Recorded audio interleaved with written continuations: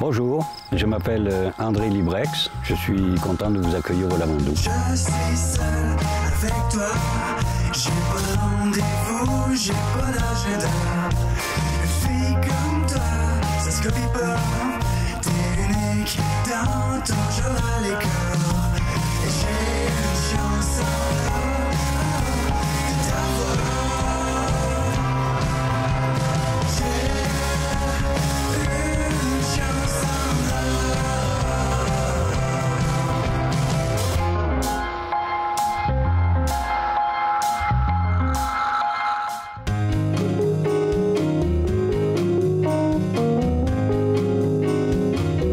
Donc, je suis arrivé au Québec après avoir connu une Québécoise. Le proverbe « qui prend Québécoise prend pays », c'est évident. Et donc, moi, je suis artiste peintre et de profession. Et quand je suis arrivé ici, ma peinture n'était pas très connue.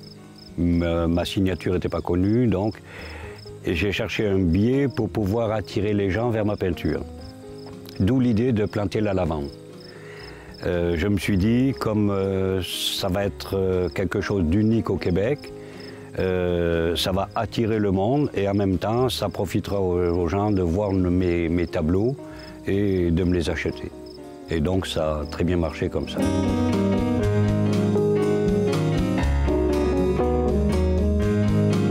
J'avais essayé avec le thym, j'hésitais entre thym ou lavande. Mais sachant que la lavande en Europe pousse en altitude, je me suis dit pourquoi pas ici. En altitude, là-bas, il doit bien y avoir de la neige, il y en a, c'est certain, il y a des températures froides, etc. Donc je me suis dit on va le tenter au Québec. La seule différence, c'est que les hivers sont plus longs. Alors la première des choses que nous faisons, c'est extraire notre huile essentielle. Huile essentielle de Franklin, je précise toujours, parce que la plupart sont importées au Québec. Et donc, c'est un témoignage de qualité. À partir de l'huile essentielle, il est évident que nous faisons de très nombreux produits cosmétiques et comestibles.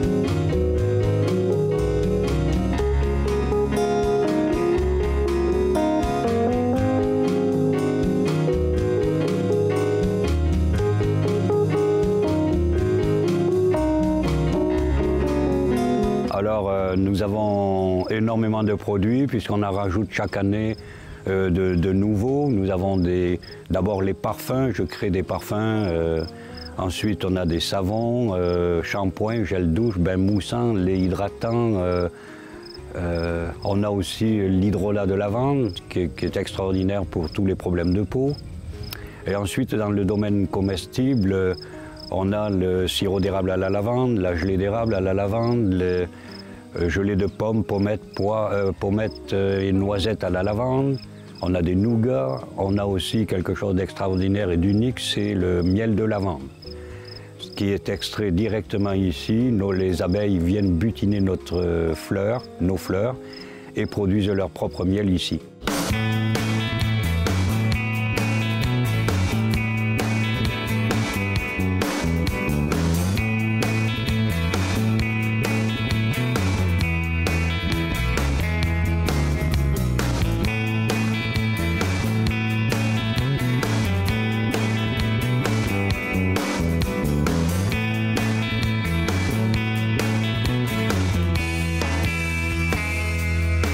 Bon, alors, les origines de notre lavande, c'est la France. Donc, j'ai importé des plants d'origine française et j'ai tenu à tout prix à ce qu'elles vivent avec le climat du Québec. C'est-à-dire, je n'ai jamais mis une goutte d'eau par temps sec, je ne les ai jamais protégées l'hiver. J'ai tenu à tout prix, aucun insecticide, pesticide, quoi que ce soit. Je veux que ce soit du naturel et qu'elle s'adapte à tout type de climat. Donc, après 27 ans de recherche, j'ai abouti à ces variétés que vous avez ici, là, qui sont vraiment exceptionnelles et qui résistent au froid, qui résistent à toutes les températures et qui résistent aussi à toutes les sautes d'humeur de la nature.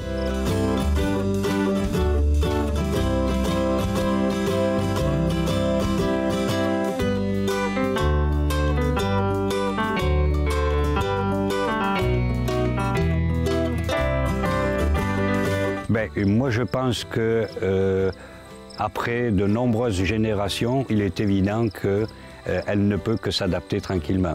Je vous dirais, tout à fait au début, 96% de pertes la première année, il faut avoir beaucoup de patience et de volonté pour pouvoir persévérer. Donc, avec le 4% de succès, j'ai récolté les graines pour créer ma première génération. À partir de la première génération, j'ai eu autour de 84-85% de pertes. Donc, sur cette première génération, j'ai récolté les graines pour faire ma deuxième. Et ainsi de suite, et je poursuis encore mes recherches. Je pars toujours de ma dernière pour créer la nouvelle génération. De sorte que les plants sont de mieux en mieux adaptés subissent les froids intenses sans problème. Car il faut savoir une chose, c'est que nous sommes dans une région où il y a un microclimat et donc désavantageux pour la lavande. Pourquoi désavantageux? C'est parce que je vais vous surprendre, on n'a pas de neige. On a 2 pouces de neige et donc la lavande n'est pas recouverte par la neige, alors que nous vendons des plants en Gaspésie et ailleurs, sous un couvert de 2-3 pieds de neige, il fait -4 et la lavande résiste sans problème. Alors qu'ici, elle a beaucoup de difficultés. C'est pour ça que nous avons choisi le sud du Québec. C'est-à-dire que dès le départ, nous avons eu 96% de pertes. Donc avec le 4% qui restait, j'ai récolté les graines pour créer ma première génération. De la première génération, j'ai eu, mettons, 14-15% de succès. Et donc avec ces graines-là, j'ai créé ma deuxième génération. Et je poursuis toujours ce processus afin d'aboutir à des lavandes qui sont réellement adaptées à toute situation climatique au Québec. Et ailleurs dans le monde, c'est évident.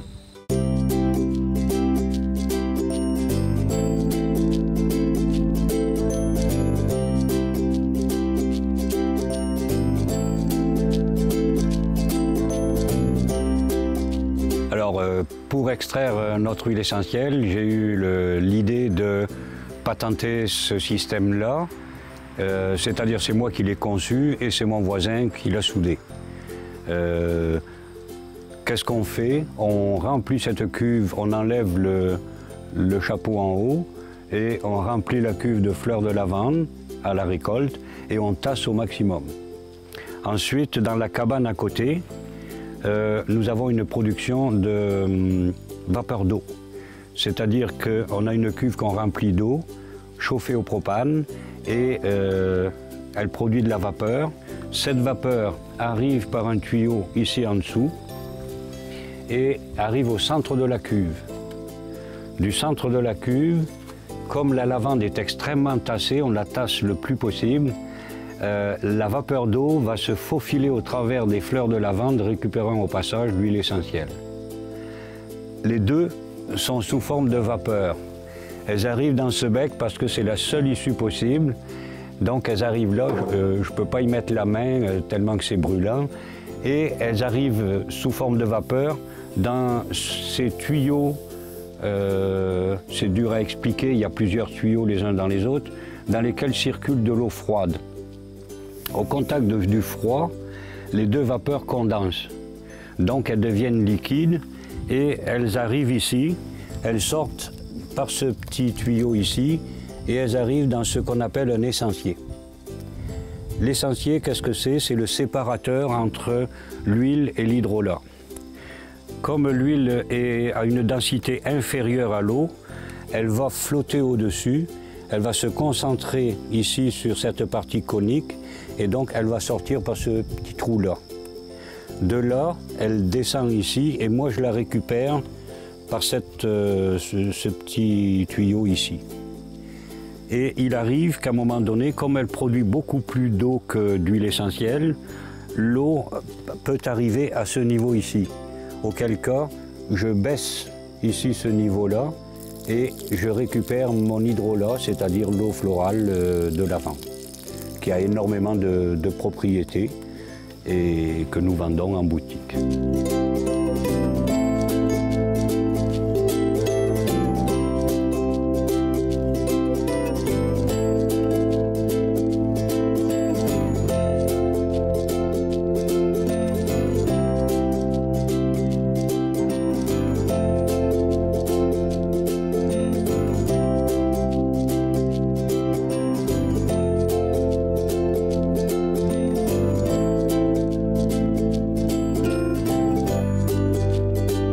puisque nous partons de graines, nous avons ce qu'on appelle une lavande de population. Qu'est-ce qu'une lavande de population? C'est chaque plant est un individu à part entière. Donc, il y a des avantages, il y a des inconvénients. Les avantages, c'est que si l'un a une maladie, les autres ne l'attraperont pas forcément. Les inconvénients, c'est que c'est à moi à évaluer la floraison du champ pour pouvoir récolter. La lavande de population, vous apercevrez que, comme les plants sont différents l'un à l'autre, vous apercevrez que vous aurez un feuillage vert pâle, un feuillage vert foncé, un autre feuillage argenté. Vous avez des feuilles plus larges que d'autres. Vous avez aussi les coloris complètement différents. Nous avons créé des lavandes aux couleurs différentes qui partent du blanc, lavande blanche, jusqu'à la lavande bleu foncé, en partant par les nuances de rose, de mauve pâle, mauve foncé, bleu pâle, bleu foncé. Donc, on voit, il n'y a pas uniformité dans la couleur, uniformité dans les plants. Une lavande devient adulte à 5 ans. Donc, il faut 5 ans pour que le plant soit tel que vous le voyez ici. Et il va produire au maximum pendant une dizaine à une douzaine d'années. Donc, ensuite, il vieillit. Et il produit moins de fleurs, donc il est moins intéressant pour ceux qui récoltent pour récupérer l'huile essentielle. Ce que j'ai oublié de vous dire, c'est que ça s'appelle une lavande de population, oui, alors que la plupart des autres, partout dans le monde, font du bouturage. C'est-à-dire que, en fait, partout ailleurs, on sélectionne un plant. Et à partir de ce plan, supposons que j'ai décidé que ce soit celui-ci parce qu'il est productif en fleurs, il est productif en parfums, etc. Je choisirai ce plan-là et je le bouturerai. En bouturant, on a du clonage. Or, l'inconvénient du clonage, c'est très simple. C'est que si l'un attrape une maladie, tout le monde meurt. C'est le cas qui est arrivé en Europe, en France. Notamment, ils ont perdu 5000 hectares de lavande il y a 4-5 ans environ. Et à cause du clonage, justement. Une maladie, tout le monde meurt. Toi et moi, c'est pour la vie. C'est comme la famille, c'est comme les amis. Y a pas de contrat qui nous unit, seulement le désir d'avoir toujours envie. Et j'aime savoir qu'on est unis. Et je sais tant bien que mal de pas prendre pour acquis. C'est impossible de tout avoir, mais je sais qu'avec toi je pourrais défier la mort. On a une chance en or de savoir ça. Une chance en or.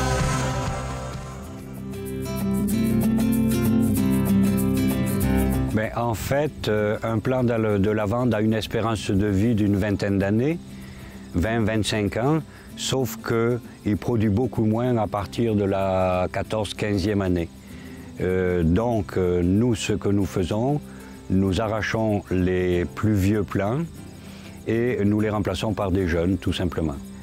Cette année a été extrêmement pluvieuse et chaude en même temps.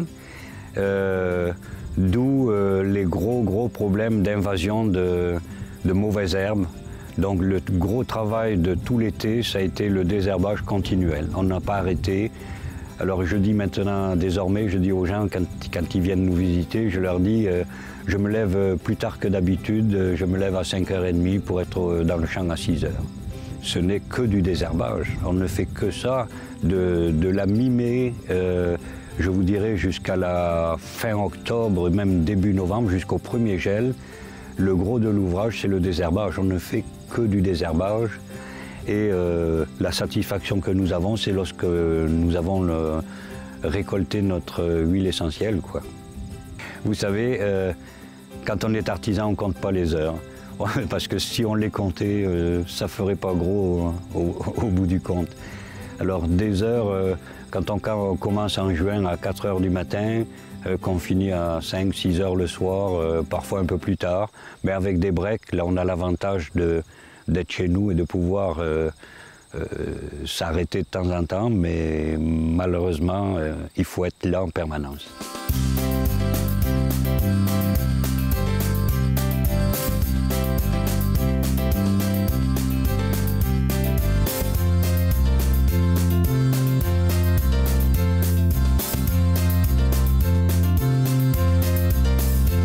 Le plus dur, c'est le désherbage. Voilà comment nous procédons, c'est-à-dire qu'on fait le tour de chaque plan, comme ça, en faisant attention de ne pas détruire les plants déjà existants. Et on tourne autour de chaque plant, puisque la mauvaise herbe se met systématiquement entre les plants là. Donc on le prend comme ça, et de chaque côté. Voilà. Ensuite, quand on a bien désherbé, eh bien on transplante. Alors je ne sais pas si vous le voyez, mais derrière moi ou à côté, vous voyez, c'est des petits plants que nous avons transplantés pour qu'ils puissent passer l'hiver tranquille et puis que ça complète nos rangs. En fait, c'est ça. Quand je dis le plus gros de l'ouvrage, c'est ici, c'est pas trop sale, mais il y a pire. Mais cette année en particulier, on a eu beaucoup de mauvaises herbes.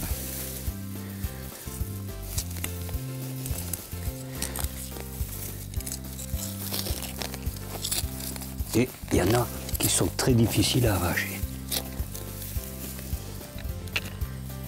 Ah, j'oubliais aussi les roches. Dès le printemps, les roches ressortent du sol. Et donc le premier travail que nous avons à faire, c'est enlever les pierres du champ avant de faire quoi que ce soit. Au printemps, ça c'est un gros travail aussi.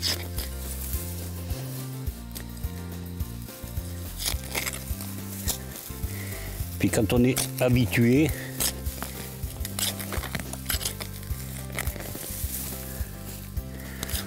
on arrive à trouver facilement toutes les mauvaises herbes au centre de la lavande là.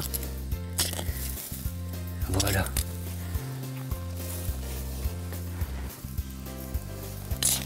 Et comme je disais, on a tendance à avoir un cal qui se forme au genou, puisque on est toujours accroupi.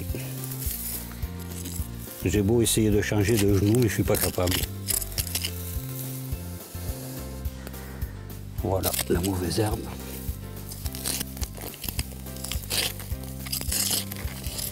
Et là, vous voyez, si je trouve une petite lavande, ben, je la transplante aussi. Parce que parfois, on en trouve dans entre les plants de lavande.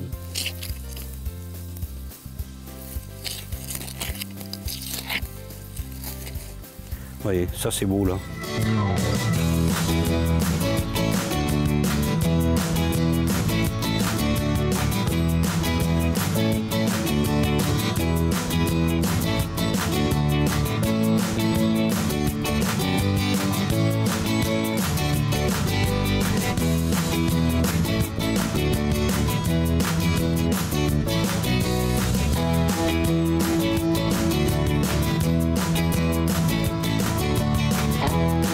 Alors, je savais qu'en Europe, il fallait une pente relativement importante pour pouvoir installer un distillateur, un extracteur d'huile essentielle. Pourquoi fallait-il une pente? C'est tout simplement parce que la cuve est enterrée et étant sous terre, vous avez le foyer qui est sous la cuve et ensuite l'extraction d'huile essentielle descend dans les contrebords. Alors c'est assez compliqué à expliquer, donc il fallait une pente vraiment importante. Moi je n'en avais pas ou pas suffisamment et je me retrouvais sur quelque chose de plat. D'où l'idée d'utiliser une tank de camion de lait avec double paroi d'inox séparée par de l'uréthane. Donc extrêmement bien isolé, puisque dans le temps, les distillateurs mettaient en terre pour isoler, justement pour avoir le moins de déperdition de chaleur possible. D'où l'idée d'avoir quelque chose qui soit très bien isolé, puisque c'était à l'extérieur et non plus sous terre. Donc j'en ai fait le croquis et c'est mon voisin qui est soudeur en inox, sur inox, qui est venu et qui me l'a créé, quoi. Alors en fait, ça c'est ce tuyau est branché là-bas, c'est l'eau froide qui pénètre, qui va tout à fait en haut, qui redescend, qui repasse ici, c'est très compliqué, qui revient là, qui refroidit ça aussi. Et en fait, le tuyau dans lequel se trouvent les deux vapeurs, c'est ce tuyau ici, là. Alors que les autres, dans les autres, ne circule que de l'eau froide. Alors ça a été conçu, c'est pas évident. J'ai trouvé quelques schémas à un moment donné et il y a plusieurs tuyaux les uns dans les autres et puis c'est pas facile à comprendre, quoi. C'est très compliqué parce que l'eau arrive là. De là, vous avez un tuyau central qui monte tout à fait en haut. Donc l'eau froide arrive tout à fait en haut. Elle redescend dans celui-ci. Et quand elle redescend dans celui-ci, elle passe là, elle revient ici et elle revient à l'extérieur. Et donc de l'extérieur, ce qui fait que intérieur et extérieur, il y a de l'eau glacée. Donc les deux vapeurs condensent plus facilement. Donc comme je le disais précédemment, je suis artiste peintre. Et donc, j'ai voulu créer une galerie assez originale, d'où l'achat de cette grange dans laquelle j'expose mes œuvres. Le titre de cette année, c'est Reflet, c'est-à-dire que chaque année, je choisis un thème particulier et je regroupe toute une série de toiles. Il y en a qui sont très vieilles, il y en a qui sont très récentes, et sur ce thème-là. Donc l'an prochain, il est évident que ça sera de nouvelles toiles qui vont apparaître ici. Mon atelier se trouve au-dessus de la maison d'habitation, c'est-à-dire que j'ai isolé le grenier afin de pouvoir travailler été comme hiver. Ben, on a les visiteurs habituels, on a les clients habituels qui viennent voir mes nouvelles toiles. Et puis ensuite, il y a beaucoup de nouveaux visiteurs qui viennent grâce à la publicité que nous faisons. Je n'ai pas de style particulier. Ma technique est particulière, mais je peins absolument tout ce qui me tente de peindre, tout ce que j'ai envie de peindre. Ça veut dire que je peux partir de l'abstrait au figuratif, je peux partir... j'aime beaucoup l'impressionnisme, mais je fais absolument tout ce qui me plaît, tout ce qui m'intéresse. Et quand j'exposais en galerie, automatiquement on me disait « Voici une toile, j'aimerais que tu peignes ça ». Non, je ne peux pas peindre pour vendre. Je peins ce que j'ai envie de peindre. Et puis, je disais aux galeries, ben, vous venez, si ça vous plaît, vous prenez, si ça ne vous plaît pas, vous ne prenez pas. Voilà le principe. Je travaille selon mes sentiments, mes impressions, quelque chose de très interne. Donc, je ne veux pas être forcé par qui que ce soit. On me demande parfois, même assez souvent, de reproduire des photos ou autres. Je refuse systématiquement. Ça ne m'intéresse vraiment pas. Et pourquoi j'ai créé ma galerie? Parce que tout simplement, j'avais des toiles dans plusieurs galeries, notamment à Ottawa, à Orléans, à Montréal.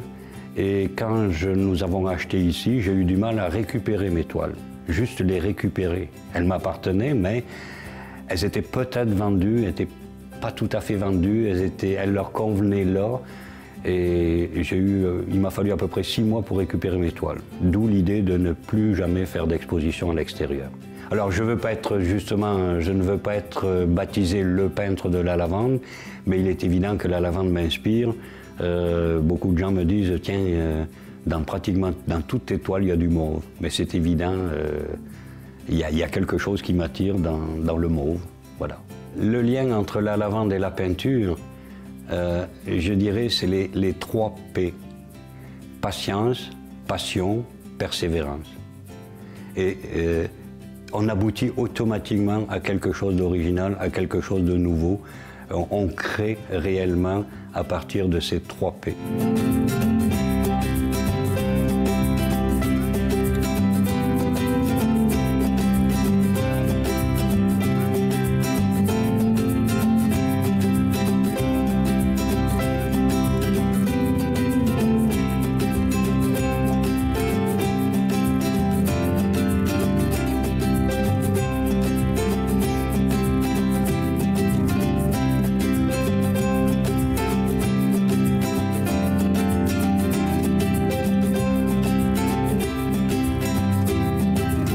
nous recevons tous nos produits pour pouvoir créer nos shampoings, gel douche, revitalisants, etc.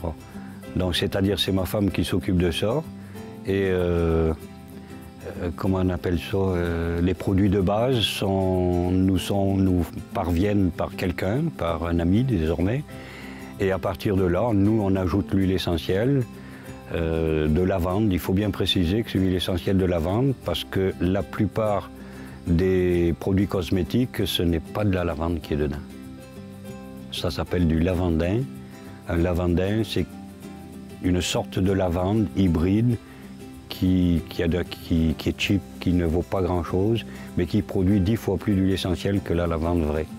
D'où l'idée que si on veut faire du profit, eh bien, on détruit la qualité du produit. Je suis seul avec toi, j'ai pas de rendez-vous, j'ai pas d'agenda. Une fille comme toi, ça se copie pas, t'es unique dans ton jeu à l'école.